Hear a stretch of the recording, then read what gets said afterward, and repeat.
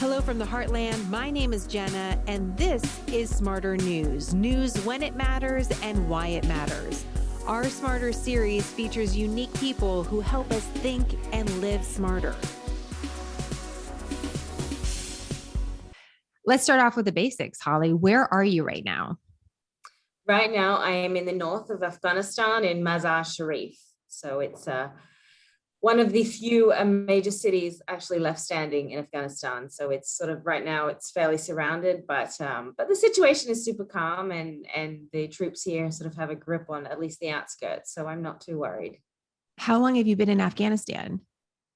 I got into country about a week ago. So I was in Kabul, and then I flew north to do some work sort of up here, and the northern provinces, which is crazy, is what's being taken so much. So I really wanted to come here and understand what was happening, and kind of, really report from the ground this incredibly sad moment in history. I just want to take a moment and recognize what you're doing, because it's really important for people to know that a lot of the major news networks, media outlets all over the world have pulled out their journalists, and this has happened for years. So the amount of information that we're really getting from the ground, solid information from journalists like yourself who are very established, have been to war zones all over the world, is very rare. It's also very dangerous. And I want to hear more about all of this. So why are you pulled to these particular areas, Holly? This is not the first time that you've been in Afghanistan. I think for me, first of all, it was sort of this curiosity of feeling like I was just being thrown numbers, and it didn't really make sense to me. And I wanted to understand what was really happening. And I think most importantly, wanted to understand the faces behind those numbers and what the human cost of war was. And that's sort of what initially drew me.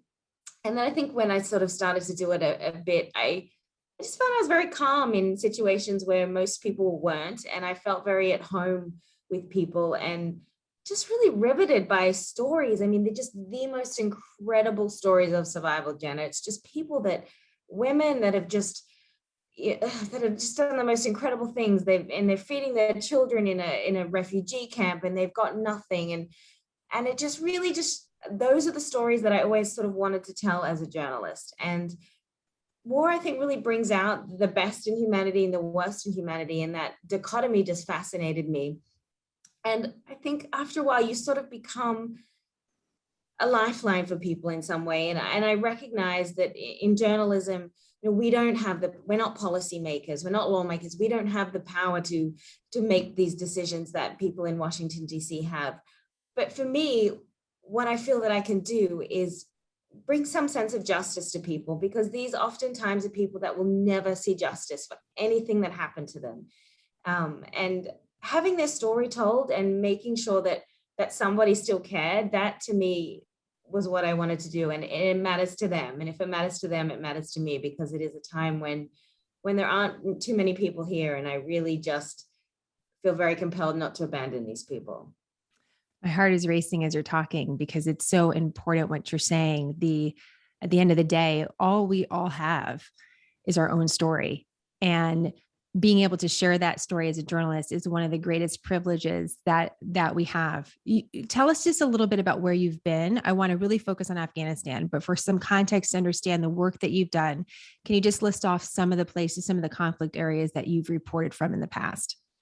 So the majority of my reporting has been in the Middle East. So Iraq is probably where I've spent the most time, followed by, I guess, Syria, Yemen, Afghanistan before, Pakistan, lots of sort of Iran, Saudi Arabia, and a lot of other really interesting countries that aren't necessarily war zones, but there's just so many sort of political dynamics there.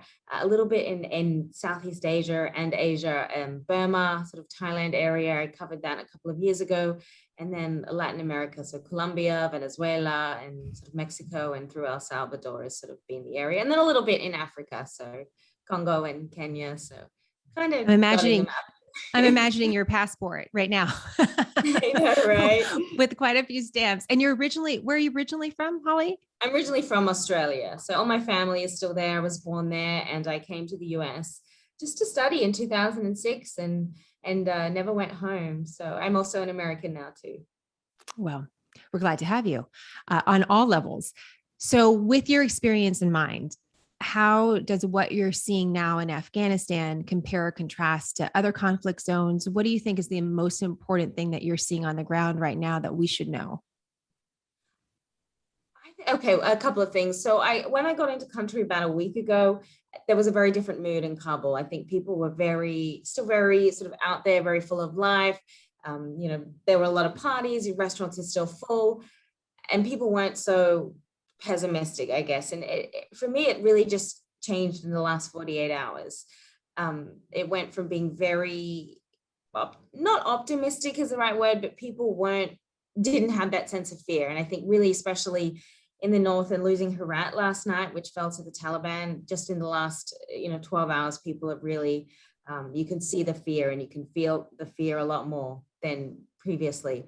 But having said that, I do think there's a little bit of an information vacuum in that.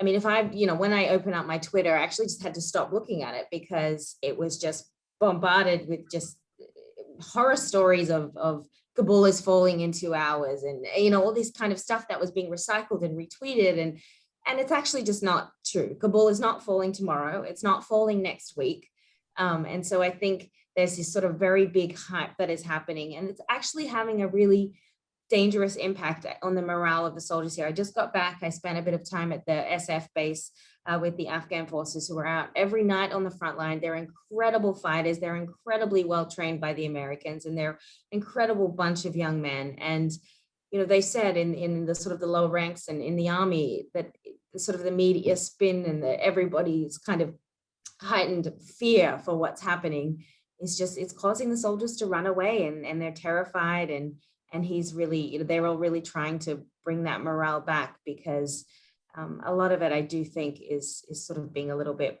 blown out of proportion. Not to not take it extremely seriously, but I think that people are still getting along with their daily lives. They're not cowering out in buildings right now. At least in Mazar, people the shops are completely full. The taxis are all around. There is a curfew, but during the day and early evening, it's you wouldn't know the sort of the situation. How would you compare the city that you're in right now? Could you compare it to an American city as far as getting an understanding of if Kabul is the capital city, something like we could compare to Washington, D.C., a significant city? Yeah. How would you compare where you're at right now? Is there a city in America that you could kind of think about size wise or bustle? Yeah, I mean, probably you'd say, I mean, it's not quite as high in as say if you're looking at Los Angeles, and Kabul is Los Angeles, and San Francisco is Mazar-i-Sharif. So it's definitely a smaller city, but it's it's a fairly, for the most part, it's a fairly liberal city. It's not as conservative as a lot of the South, and it's also right on the border of Uzbekistan. So it's a very different ethnic mix here. What are the people telling you about how they feel about the current situation? What are the people in Afghanistan, what are they actually saying? They are scared. And I spent a lot of time over the last 2 days just going around the markets and talking to the shopkeepers and to people outside the mosque. And people will tell you that they're scared. They will all pretty much tell you that they want to leave Mazar. They want to leave Afghanistan, but they have nowhere to go, and they know that they aren't going to get visas to America or anywhere else, and that it's extremely difficult for them to even to move to Kabul. This is their livelihoods. This is where they've grown up. They're people without money. They're people that are just trying to get by and feed their families, and I think there's almost sort of a sad acceptance in some way that this is out of their hands. They don't have the control, and that whatever happens is going to happen, and they're very sad about it. Almost everyone will tell you that they don't want to lose their freedoms. They don't want to be told that they can't listen to music or smoke a cigarette or have to, close their shop at so many hours in the day. So I think people are worried, but Afghans are really resilient. They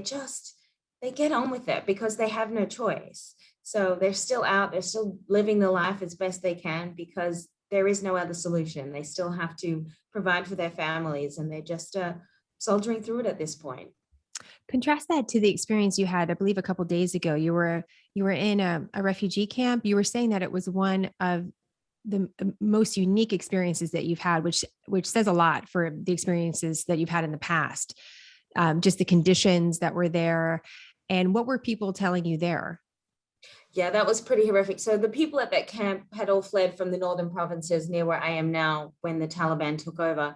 And there's no nice IDP camp. There's no nice refugee camp. They're all, pretty horrific. But generally speaking, there's services. There's either tents or prefabricated buildings. You've got toilets. You've got UNHCR or ACTED or any of the NGOs that come in and provide.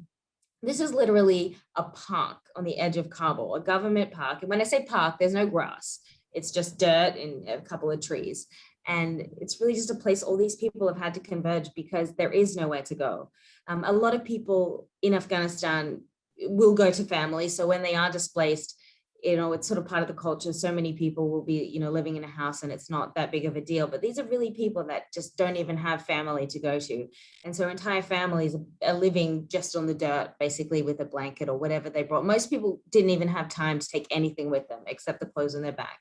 You were fortunate if you had 10 seconds to put some things in a plastic bag. So it was sort of by the day, these people were just flooding in, and there was already a couple of thousand people there, and the camp had only just opened 2 days before I got there.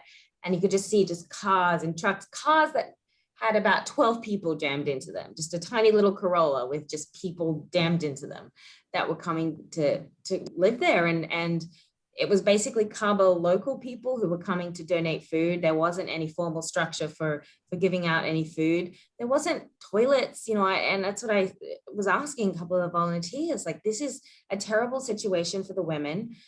There's no lights, there's no way to kind of protect them. And it's just a horrible sort of situation. And the heat is obviously unbearable. And you have children just lying in a mat in the sun because there's just no other solution. And majority are women and children that are there because they're the ones that had to flee. And so many I spoke to were either widows or they had to leave their husbands behind, because I can't tell you, almost every woman, her husband had been injured. So he was either a policeman or a soldier or just happened to be caught up in an attack. And when they had to flee, they had to leave their husbands behind. And we know that the Taliban is targeting anyone that worked for the government. So I can only just imagine the fear that they must be feeling in not knowing what sort of happened to their partners and the rest of their family that couldn't leave. Why are they fleeing? What are they fleeing? So when Taliban sort of comes in and the town or the village or the city falls, they're fleeing, and the stories again were just horrific. And these are people who knew that they didn't want to live there, or for whatever security reasons, had no choice and didn't want to be there. Almost everyone was sort of telling you that their house, that everything was being burned. That was a common theme, that Taliban was setting fire to everything, setting fire to the houses. Bombs were falling into the houses, and they were just taking whatever they could and running, because that wasn't obviously a sustainable place to live and a sustainable place to raise a child. So yeah, it was horrific. And even today, I was talking to someone and they were telling me that when their village fell, I think it was a few days ago, last weekend, that the Taliban had gone in and to a military hospital and killed every wounded soldier that was in there. And it just broke my heart, because you feel completely helpless and they feel completely helpless. And it's hard for people to sort of process this level of trauma and then have nowhere to go. I asked for the specifics because from a reporting perspective back here stateside, there's been sometimes a lack of specifics. When we say the town has fallen to the Taliban, it's almost like we can't even imagine what that actually looks like. And there's been a philosophical debate about who the Taliban is and what they are and what they stand for in circles of academia, dating back really decades. Mm-hmm. And that's why I asked, when we say the Taliban is taking over, what are we actually saying? I mean, that's really the question, Hollie. What when we say that's taking place in Afghanistan, what is the magnitude of that? What does that actually even look like if they're able to successfully take over, if not all, the majority of the country?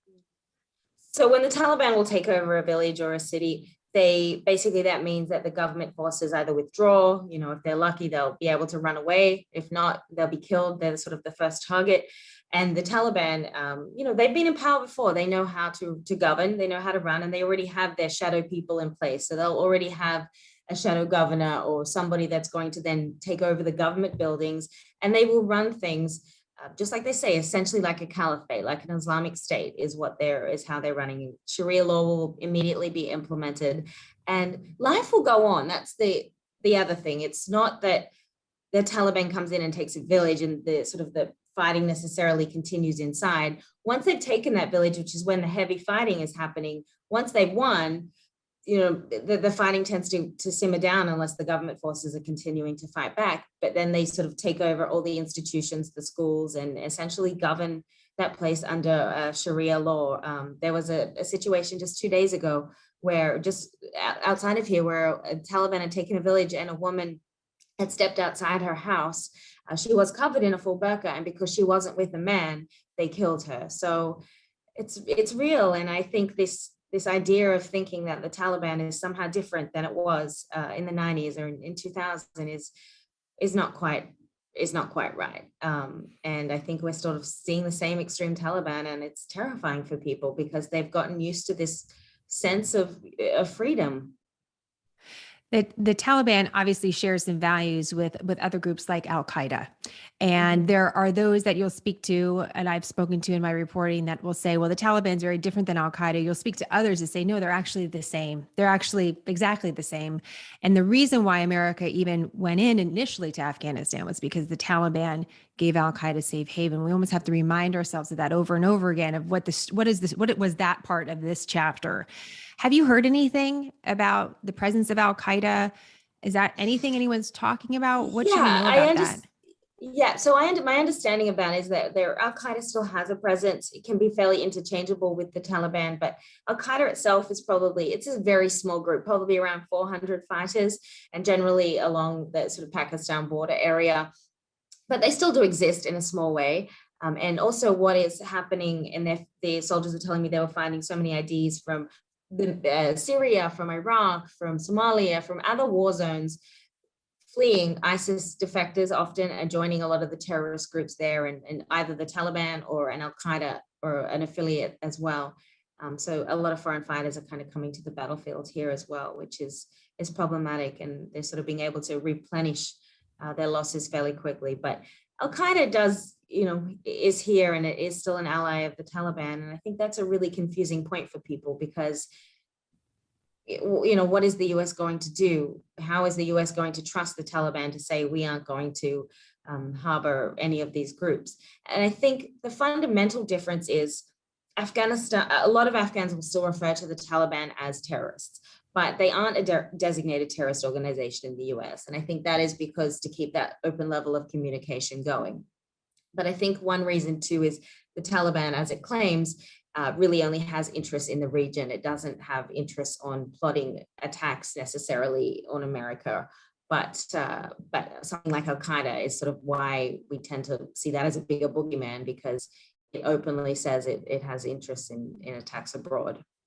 Well, and you've come up, close to ISIS, Al-Qaeda, the Taliban is what under the umbrella of Islamic jihadists, right? And so what is sort of your feeling about the state of that right now, just from your vantage point of Afghanistan and even your reporting over the last couple of years? Because as we're focused so much on the pandemic, what's happening domestically with the election, we're not really paying attention to that. And that's sort of a bigger part of the jigsaw puzzle that we're looking at overall.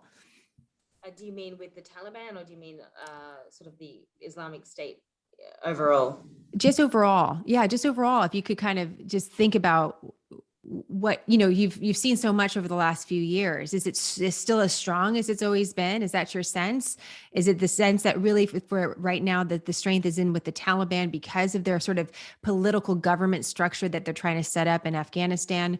I'm just thinking broadly speaking across the region, because we haven't talked about terrorist attacks here at home. Is there anything that we're missing really in that conversation? I think it's also important to acknowledge ISIS still has a presence here in Afghanistan. I believe they have around 1,000 fighters, so it's small, but it's enough to do a lot of damage. And there are about 20 terrorist groups of different sort of factions that are here.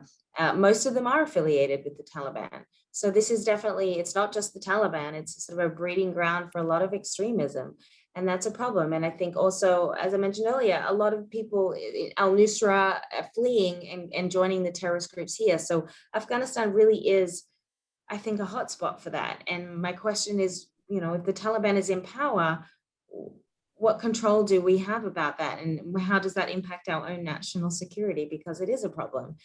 ISIS is still alive, very much alive in Iraq and Syria. It might not have the territory that it had 4 or 5 years ago, but it's there, and it's still launching attacks, especially along the Syrian and Iraq border.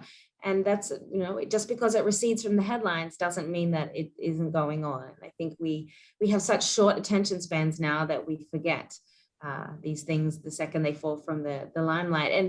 And with that, the situation often becomes a lot worse for the survivors and the civilians that have lived through the crossfire, because when a conflict is in a headline, it's going to get a lot of aid donations and people are going to pay attention to it. It's going to be on the map. And then when it falls off the map, these people still can't go home. They still don't have a home to go to. They still don't have anything. And yet they're living in a camp with a tent that might be 5 years old, that's weathered every season imaginable. And there's no longer the food donations coming in, and there's no longer that help. And it's, in many ways, the longer it sort of extends past the conflict, the worse that it becomes.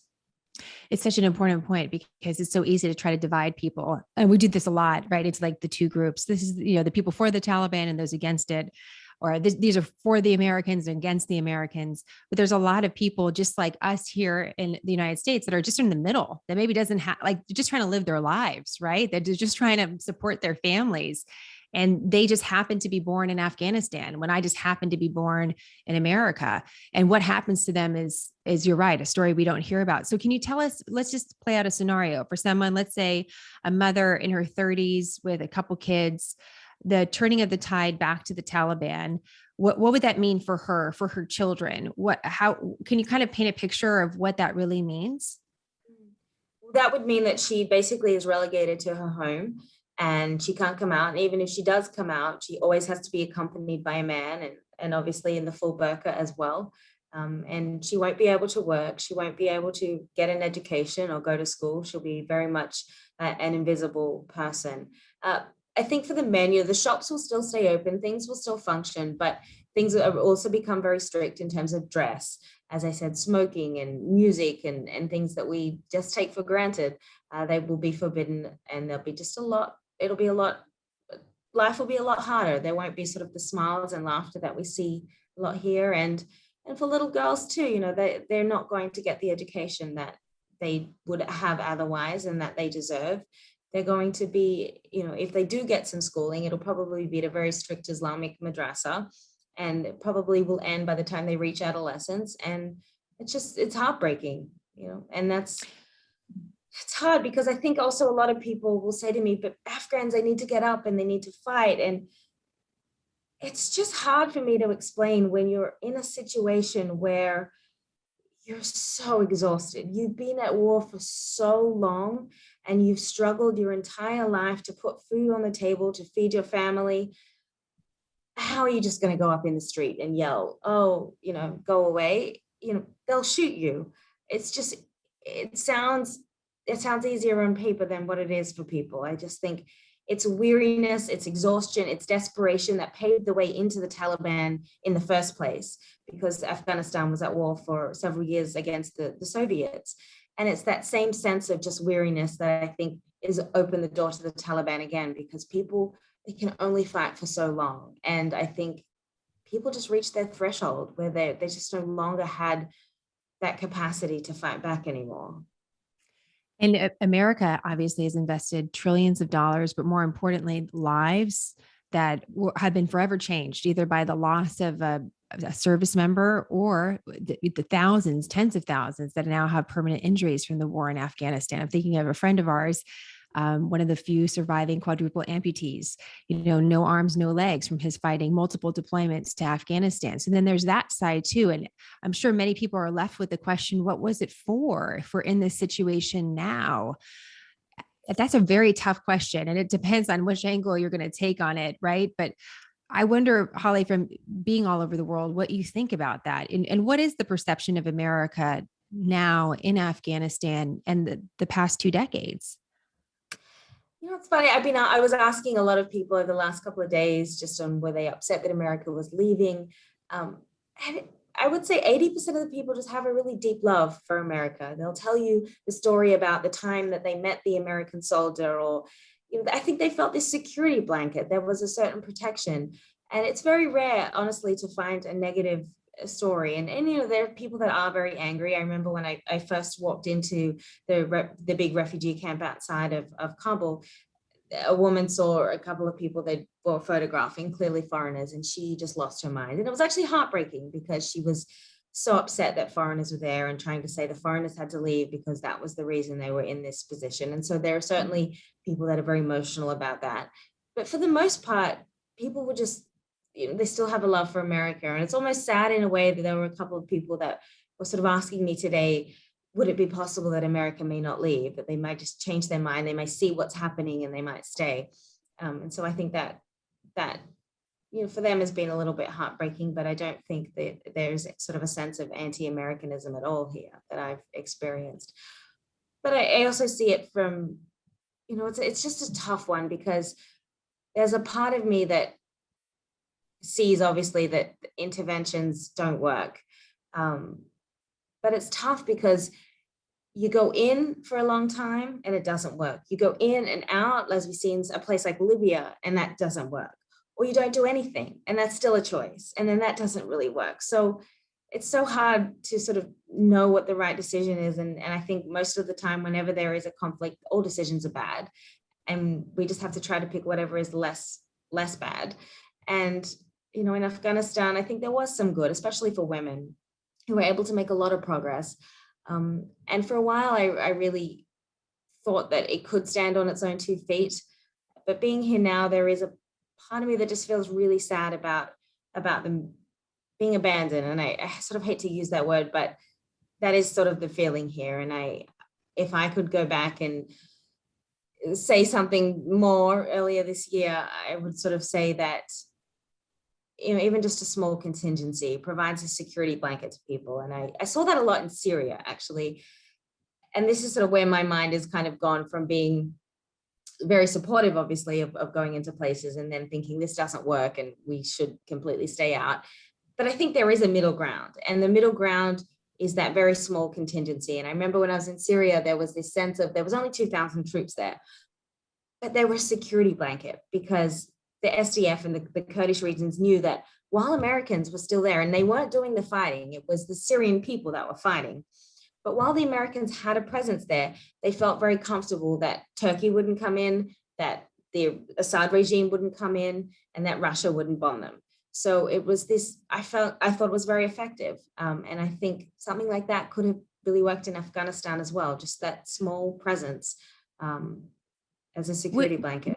Is it present? Does the leadership in America matter, or is it simply the presence of American troops? Because in Syria, we saw a couple of different, we had American leadership either from the Obama administration to the Trump administration, Biden administration. Now, does that matter in your mind, or is it simply the presence of the United States? I really think it's the presence. I'm sure a vast majority of people wouldn't probably even know who the American president was.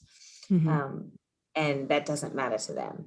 What matters is just this idea that America, and even countries that maybe dislike America, America is still the superhero to people. America is still the superhero that's going to somehow come in and save the day to people. And I think, in Afghanistan, that's what America was. It was this sort of sense that nothing too bad could happen. Well, at least they were there. And unfortunately, that's been taken away.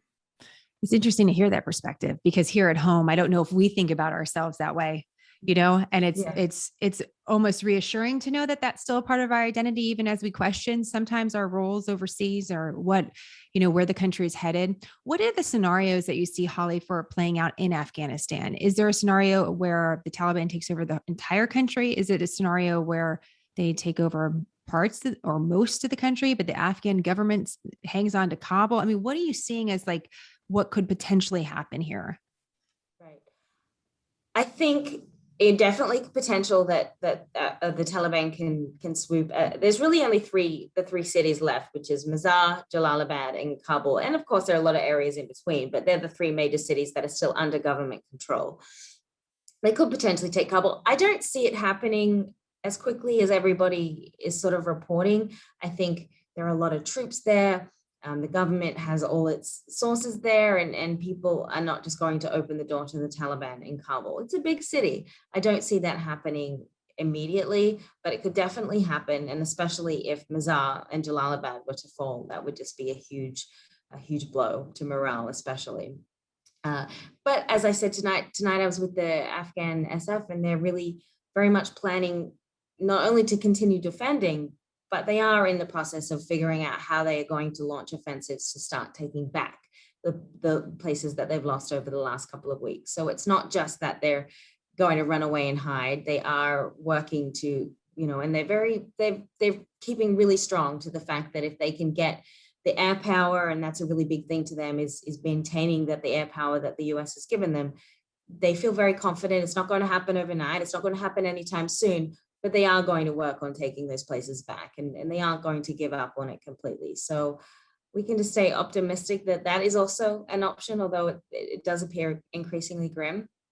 And then there is the option of it's going to take most of the country, and maybe the government will hold Kabul. And I don't really know what that exactly means, but Kabul obviously holds the decision making. But if there really isn't anything left in the country to make those decisions, I don't know how that will pan out. But it is grim. It is grim, and I am trying to find the silver linings, because I think people need a little bit of hope right now.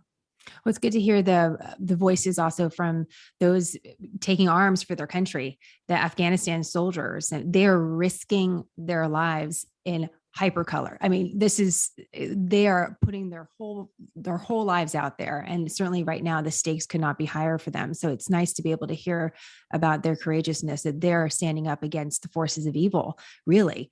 And I mean, it takes a lot of bravery to do that. We all probably have someone in our life that has taken that role, and it's remarkable. In the last couple of days, and really over the last 24 hours that we've been speaking, we got the news that the United States is putting in troops, and they're putting in troops to try to reduce. I'm using the word reduce because others may say evacuate the remaining personnel that the State Department has in Kabul. What do you think about that, Hollie? I mean, that was sort of a surprising headline and got a lot of attention. So clearly, when you're talking about a withdrawal and then you're putting troops back in and positioning them across the region just in case, that makes you wonder, what is the worst case scenario that the US government is really preparing for? How did you see that news? I get a zillion people texting me and and telling me I gotta leave. But yeah, I thought it was a little bit surprising. It definitely, again, big blow to morale to the Afghan people. I think the US is preparing for the worst case scenario, and they want to be completely prepared for that. Nobody wants a situation, where the US diplomats are in a Iran 1979 type situation. But Right. I do see it as the worst case scenario right now. But again, things are changing really rapidly. If you'd asked me a week ago, I would never have thought that Kandahar or Herat would have fallen so quickly this week either. So it is changing fast. And it's really sad after 20 years that we can't have an embassy in Kabul. I think that's extremely heartbreaking thing. And then for all the Afghans that are trying to get out, that are entitled to their SIV visas that helped the Americans, where does that leave them? That really only gives them a few days to get a lot of paperwork together and letters. And I think in the end, a lot of them won't be able to get out for that very reason. These are people that help support the Americans. They're applying for special immigration visas in these sort of situations. And they don't get to just jump on a plane, even if they've spent a decade helping the Americans. They don't have that. And so this is part of the story of putting a lot of extra people here to try to process that in like a 2 to 3 week time frame. So that is a lot to do, and a huge task. Are you worried, Hollie, for your personal safety? I'm sure that's kind of a question you get asked all the time. I hate to be cliche in asking it to someone who's been in a lot of conflict zones, but are you worried about your security? I am. I think that when you do this work, there's sort of this misnomer that you're fearless, and it's absolutely not true. I think you have to have a healthy sense of fear, and that's the only way you can continue to do this work. You should feel fear when you're in a situation that is quite precarious. So there is an anxiety that I do have, but I also feel very strongly that I don't want the story to be abandoned, because I think that when every journalist leaves, that's just another victory, for the Taliban that they haven't earned yet. And I think the voices of the people here deserve to be told. And it's a rough draft of history in some way. And I think it's really important to have, a small contingency of people that can document that. And that's something that I'm very willing to do. And I also recognize I have an Australian passport, I have an American passport, I have this, incredible privilege to be able to leave a situation when I feel that it's time. Whereas the people here, they don't have that.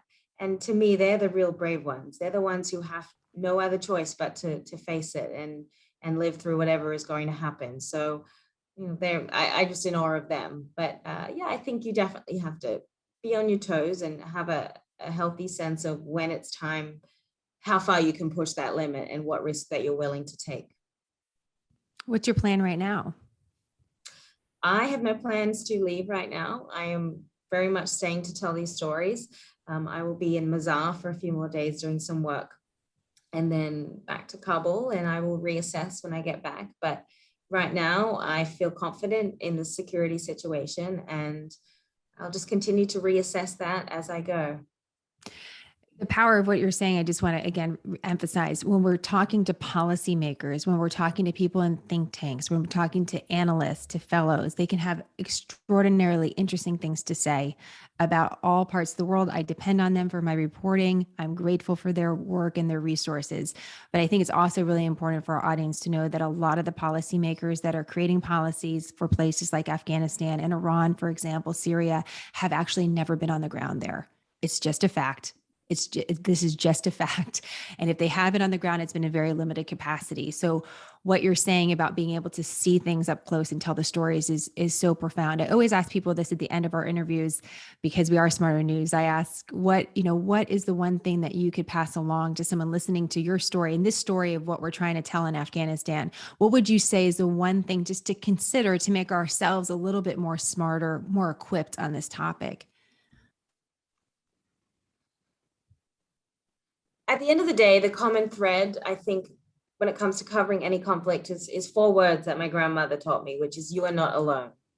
And I always try to repeat that to people when they're going through very difficult situations, because I think that's what people need to hear sometimes. And I think in a situation like Afghanistan, where people just feel, a young man said to me today, he said, "A dog has more value than an Afghan." And it broke my heart, Jenna, because Americans really do care about people. And I can't tell you, whenever I'm sharing these stories, people really do care. And I just think it's important to sort of have that sense of community and that compassion, and really understanding what it is people are going through, and that we haven't forgotten them.